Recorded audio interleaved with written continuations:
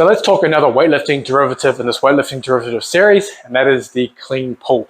So previously we covered the hand clean high pull, so we went from the knees. Now we're going to go from the floor, but without the high pull component. Now, why would you want to do the clean pull? The clean pull is a way to overload the clean. Now, as a combat athlete, you probably don't know your clean 1RM. You might not even use cleans, which is fine. But the clean pull is essentially like doing an explosive deadlift. Now, don't get confused, because a lot of people will confuse the clean pull with the deadlift. But again, they're two completely separate movements, just like the Romanian deadlift and the hand clean position are two completely different positions. To briefly cover these differences, the clean pull, you're looking to stay over the bar from the floor. You keep your back ankle the same all the way up past your knee, and then you're brushing the bar up your legs and then finishing with a very violent shrug getting onto your toes. The deadlift, on the other hand, you're looking to almost hinge and load the hamstrings in the bottom on the setup. Then as you get to your knees, you're trying to thrust your hips forward as fast as you can to get to that lockout. Now, the other difference between the two exercises is obviously the clean pull. You're finishing with that violent shrug. You're getting that connection between pushing with your legs and then connection with your hips coming forward and finishing on your toes with the shrug. So you're almost turning it into a propulsive movement without having to leave the ground. So first I'm going to show you how to do the clean pull, then we're going to go into some applications. So the first aspect is the setup. With a deadlift setup, you're looking to load the hamstrings. You're almost trying to lean back against the bar with your full foot on the floor. Typically, you won't be wearing weightlifting shoes if you're deadlifting because you want that flat foot contact. When you're doing the clean pull, weightlifting shoes are ideal because it helps you stay over the bar. If you don't have weightlifting shoes, that is perfectly fine. You can do it in your normal shoes. But the setup, you will have your shoulders over the bar, so look like this. Close to your shins, over. And the reason you want to be over the bar in this position is you want to push with your legs and you want the bar to come straight up. Your back angle will stay exactly the same. The problem is when you don't do this, the bar has to go around your knees so the bar swings, or something else happens and the bar path is lost, and that means once you get past the knees, everything from there turns to shit.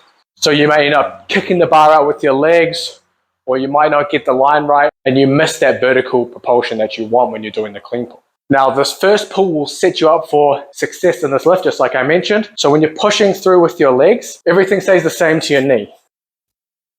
So I'm pushing, I'm here. My back angle stays the same throughout. My knees will come back slightly, so they move out of the way. Now, importantly, once you get past your knee, you maintain that same back angle as you start to lift your shoulders to get into essentially a standing tall position. You're going to get past your knee, and then you're going to start lifting your shoulders. It's important that you don't think about thrusting your hips forward. So obviously in a deadlift, that's fine because that's all you're trying to do is get that lockout. But in the clean pull, you're not trying to lock out the hips. That's not the goal of the exercise. You want to have the shoulders come up, so that when your hips come forward, you're brushing the bar up your legs. The bar should have minimal horizontal displacement. It should be pretty much all vertical. So when you're getting past, the brushes up and a big shrug to finish, and keep your arms relaxed. So you shouldn't be pulling the bar up like a high pull. Your arms will just stay relaxed, and the shrug will be the movement as you coordinate the hips, the knees, the ankles, and the shrug together. So you can see in the videos I've been overlaying of me talking, you can see me finishing that clean pull, coming up the legs with that violent shrug.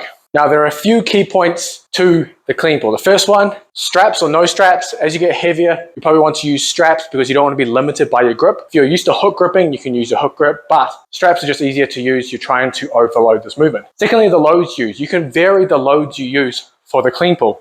You can go lighter, maybe closer to a fight to work on speed.